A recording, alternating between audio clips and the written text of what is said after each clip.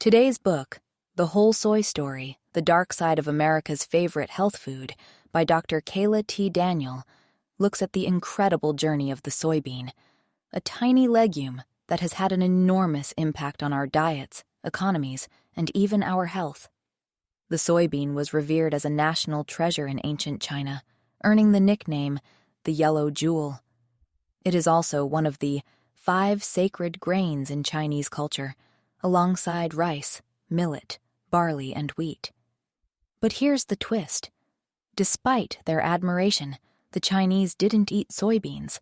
They instead grew soybeans as green manure, a cover crop that enriched the soil for other food crops. This is because soybeans have a unique ability to live symbiotically with a type of bacteria called rhizobium, which helps fix nitrogen in the soil. This made soybeans invaluable for agriculture, but not as a food source. Fast forward to about 2,500 years ago, and the Chinese began to unlock the secrets of the soybean, transforming it from a nitrogen-fixing plant into a fermented food. But why did it take so long for them to start eating it? The answer lies in the soybean's natural toxicity. Ordinary cooking methods weren't enough to neutralize the anti-nutrients, like trypsin inhibitors found in soybeans. These anti-nutrients can cause digestive distress, bloating, and gas, which likely led early societies to conclude that soybeans were not fit for human consumption. The breakthrough came with the discovery of fermentation. This ancient technique allowed the Chinese to tame the soybean's undesirable elements, turning it into a well-mannered food. The earliest fermented soy product was likely chiang, a soupier version of the soybean paste known as miso in Japan. Chiang was originally used to preserve protein-rich animal foods like fish, shellfish, and meat. Soy sauce, a byproduct of chiang production, also made its debut around the same time, though it wouldn't be widely produced for centuries. As the story of soy unfolds, we find that claims of soybeans being a major part of the Asian diet for over 3,000 years are more myth than reality. Historian William Shirtleff explains that while there are legends about soybeans dating back to 2838 BC, these are likely fabrications by Han Dynasty historians who wanted to give worthy things an ancient lineage. In Japan, the story of soy takes on a mystical twist.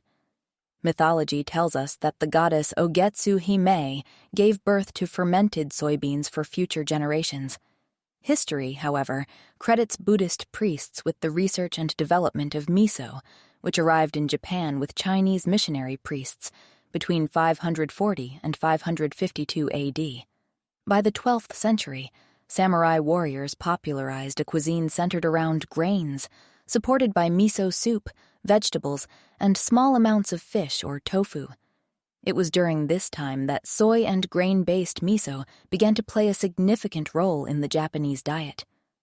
Tofu, a precipitated soy product, emerged around the same time as miso. Legend has it that in 164 BC, Lord Luan of China discovered that cooked soybeans could be separated into solids and liquid using nagari, a form of magnesium chloride found in seawater. The drained curds were formed into solid cakes, known as tofu. Initially, tofu was a low-cost protein source for vegetarian monks, but it soon became a staple in monastery menus as a way to aid spiritual development and sexual abstinence.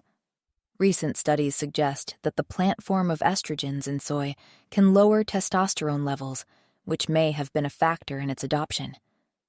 Tofu spread throughout Asia, becoming a meat or fish replacement when preferred sources were unaffordable or unavailable. However, it was typically served as a condiment in small amounts, not as a main course. By the 14th century, tofu had lost its aura of exclusivity and became a regular food for workers and peasants. In Indonesia, tempeh reigns supreme as the soybean food of choice. Despite its popularity, the earliest reference to tempeh manufacture is in a book published in 1815. Soybeans probably arrived in Indonesia around 1000 AD, and tempeh likely resulted from applying coconut fermentation techniques to soybeans. During Dutch colonization, tempeh became known as food for the poor, though people of all classes continued to consume it. Cooks in China, Japan, Korea, Indonesia, and other East Asian countries developed distinct soybean cuisines, all relying on fermentation, precipitation, or both. Except in monasteries, during famines and among the very poor, Asians consumed soy products in small amounts as condiments or seasonings, not as substitutes for animal foods. The myth that soybeans have been a major part of the Asian diet for thousands of years is just that, a myth. In fact, the average consumption of soybeans in Asia is quite modest. For example, the average Japanese person consumes only about 18 grams of soybeans per day, slightly more than 1 tablespoon. This is well below the U.S. government's recommended dose of 25 grams for cardiovascular health. As we continue to explore the soybean's journey, we find that it has traveled far and wide, influencing cultures and cuisines across the globe. But the story of soy is not just about food. It's also about industry, health, and controversy. From the Industrial Revolution to modern-day health trends, the soybean has been at the center of it all. In the West, soy was initially met with skepticism. It wasn't until the 20th century that soy began to gain traction as a health food. Dr. John Harvey Kellogg was one of soy's first proponents in America, using pamphlets, books, and his influence to champion its health benefits.